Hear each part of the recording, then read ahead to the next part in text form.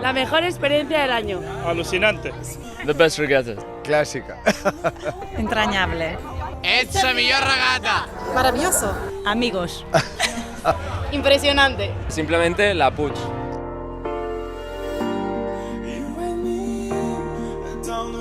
Una década celebra este año la Puig Vela Clásica Barcelona. La idea surgió con la intención de devolverle a la ciudad el espíritu marinero que había tenido en otras épocas y 10 años más tarde se ha convertido en una regata clásica de referencia internacional.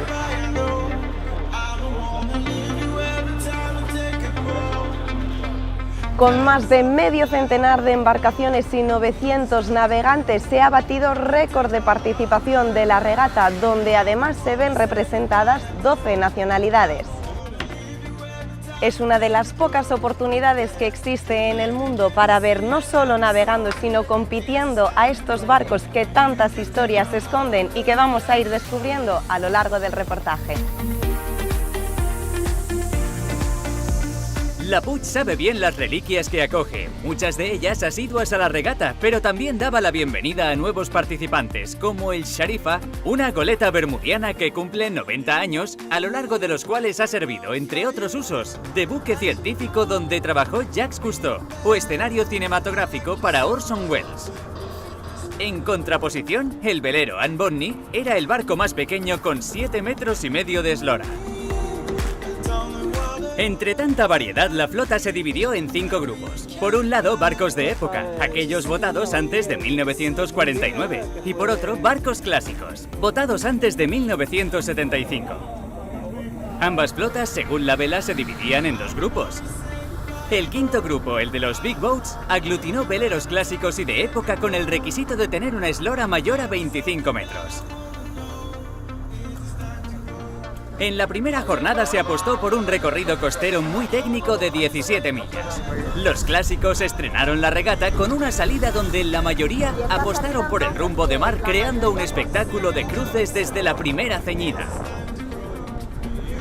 Los barcos de época, como no pueden ceñir con tanta facilidad como los clásicos, tomaron un rumbo más abierto. En cuanto a los Big Boats, Cambria tomó la delantera después de salir muy pegado a Moonbeam IV, mientras que el Moonbeam III y el Sharifa tomaron bordos distintos. El Moonbeam IV, habitual de la regata, estuvo controlando de cerca al Cambria, que se situaba en su proa, y al Moonbeam III, que le acechaba por popa. Tanto fue así que tras la compensación de tiempos, se situaba líder del grupo seguido de su eterno rival, el Moonbeam III. El Moonbeam 4 es una joya muy prestigiosa y ha sido a esta regata. ¿Cómo os ha ido hoy en el agua? Hoy fue increíble, hoy mucho viento, a 22, 23, hasta 24 nudos.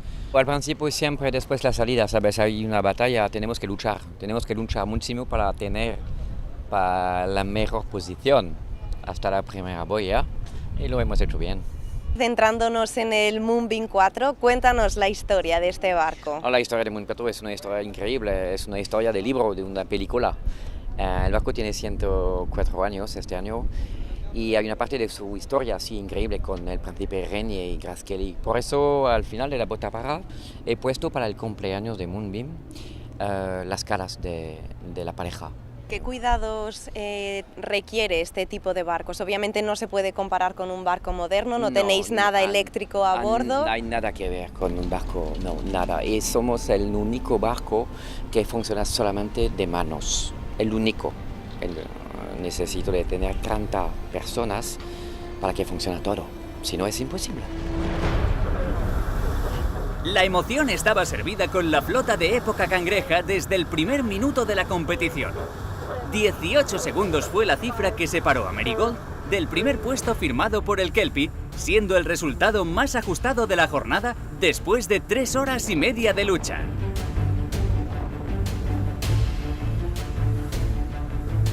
La categoría de época Marconi, siendo la más numerosa, tuvo unos puestos de honor que, parecía, se habían reservado para los que debutaban por primera vez en esta regata. El argentino Chippino, tras una buena estrategia y acertadas maniobras, se imponía con claridad a quien había sido su principal rival del día, el uruguayo Fior III. La verdad que en las empopadas a mí me costó bastante estando al timón. Las olas me tiraban mucho el timón y fue bastante complicado controlarlo, pero a pesar de eso salimos segundos en tiempo corregido.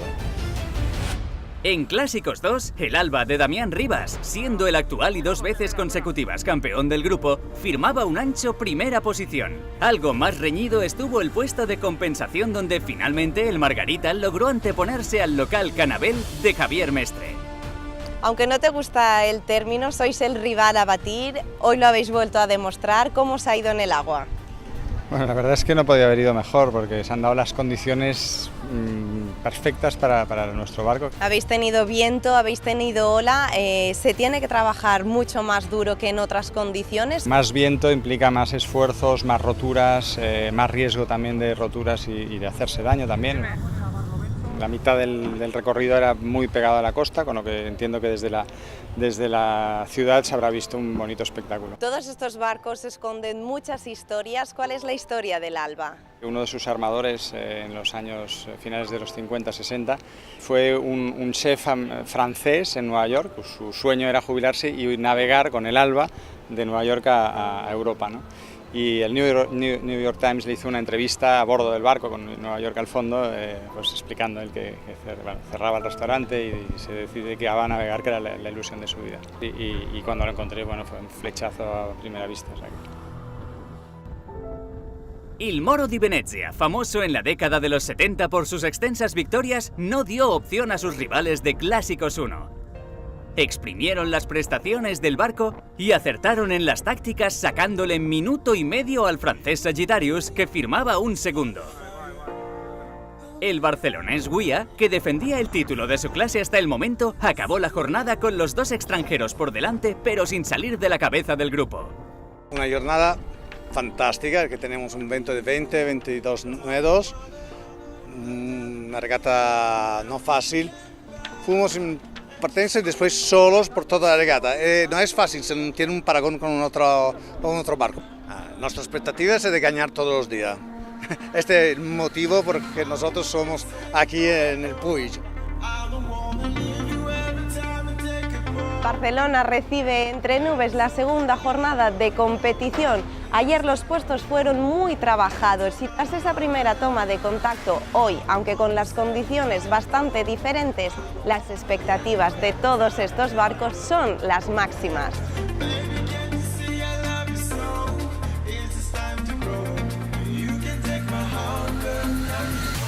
Bueno, Petete, ¿son máximas las expectativas o no? Hombre, a todas, vamos a por todas. Estamos yendo hacia el campo de regatas, hemos visto cómo trimabais el barco. ¿Qué es las velas que habéis elegido, el trapo que lleváis? Vamos con mayor y mesana, hemos puesto las 2 escandalosas que lleva, que son las 2 velas de arriba. Iremos con el Génova grande y en cuanto abramos un poquito apoyaremos con trinqueta. Hoy lo vestimos entero. Todas las temporadas empezamos con la Puig. En el campo de regatas al viento le costó entablar, pero finalmente lo hizo con unos 12 nudos de intensidad. Los clásicos recorrieron 9,6 millas en 5 tramos, distancia suficiente para que las clasificaciones diesen un vuelco. El Guia demostró que no le valían los puestos de compensación y consiguió revalidar su título de líder. El Samarcand, que llegaba a la segunda jornada con un 6º puesto, se puso las pilas y escalando 4 posiciones, acabó segundo en la tabla. Il Moro di Venezia se veía relegado al bronce. Esto provocaba un empate a 4 puntos entre los 2 barcos líderes, el Guia y Il Moro di Venezia. Lo mismo ocurrió en época cangreja. Los puestos primero y segundo fueron invertidos, de modo que Merigold desbancó al Kelpie, provocando un empate entre los 2 a 3 puntos. El Malabar y Marigan repetían un 3er y 4º puesto consecutivo. Sí, ayer ganamos nosotros y hoy ganaron ellos. Mañana es el final, la final. Mañana sí. La final y vamos a todo a ganar. En Marconi, Fiord III se mantuvo estable en un 2º puesto, pero Argyll y Chipino se intercambiaron las posiciones de 3º y 1º, provocando así un triple empate a 4 puntos que dejaba la tabla más que interesante para el día de clausura. Acabamos de llegar del mar, Scott. Sí. ¿Cuáles son las sensaciones? ¿Cómo os ha ido? El problema que tenemos ahora es que somos 3 barcos que estamos empatados en primer lugar. Vuestro problema es un espectáculo para nosotros. Muchas gracias. De alguna forma tenemos que organizar que salgamos primeros mañana. Aún en condiciones y recorrido diferente, pocos cambios en el grupo de Clásicos 2, con Alba que seguía férreamente en cabeza, aunque Cannavale relegó al Margarita a un tercer puesto, quedándose este con la plata provisional. Los Big Boats tenían que consumir cerca de 8 millas en 3 tramos. El Moonbeam cuarto no pudo repetir el resultado de la jornada anterior, dando pie a la primera victoria, en esta edición, de su rival más directo, el Moonbeam tercero. El Village es un punto clave de toda regata. Aquí empiezan y acaban los días en la Puig Vela Clásica, Barcelona.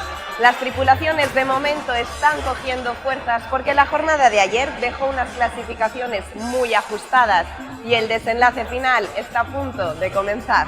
Bueno, hemos visto en la meteorología que el viento es muy favorable porque tenemos un viento más o menos establecido del Garbí de 210 con 15 nudos como máximo. Es un viento muy bueno para nosotros porque es un barco pesado y nuestra decisión es hacer correr el barco y no fallar en ninguna maniobra. Esa es la táctica que tenemos realmente. Viento moderado y un recorrido de 13 millas y media con 5 tramos, táctica y exigencia como colofón final. El trío de aspirantes en época Marconi empezó navegando muy compactado, aunque ligeramente liderado por el inglés Argyll. Chip Pino, venido desde Argentina por primera vez a regatear en Europa, tras mucha insistencia tomaba la delantera al iniciar el cuarto tramo, posición que fue capaz de aguantar hasta cruzar la línea de meta, proclamándose así campeón de la jornada y de la competición. El Fjord tercero se mantuvo impasible en segunda posición desde el primer día y hasta el final. La tercera posición del día fue conquistada por Circe, pero en conjunto fue Argyll quien recogió el bronce.